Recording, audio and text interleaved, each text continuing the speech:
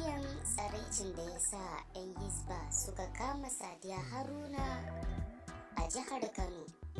Barka da zuwa wannan tasha mai albarka. Muna roƙonku ku danna mana like domin ba mu ƙwarin gwiwan kawo muku sababbin labaran duniya kai tsaye. Sai ku danna subscribe, kana ku danna alamar ƙararrawar sanarwa domin sanar da ku da zarar mun ɗora sabon bidiyo. Ku saurari wannan bidiyo tun daga farko har ƙarshe.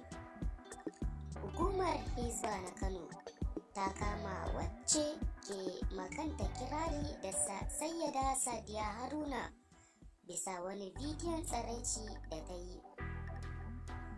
Hukumar Hisba Kano ta kama Sadiyan da ta yi ƙaurin suna wajen hawa bidiyon raye-raye a shafin Instagram, sannan kuma tana siyar da kayan mata a baya-bayan nan kuma tana fitowa a waƙoƙin yabon Annabi sallallahu alaihi wasallam.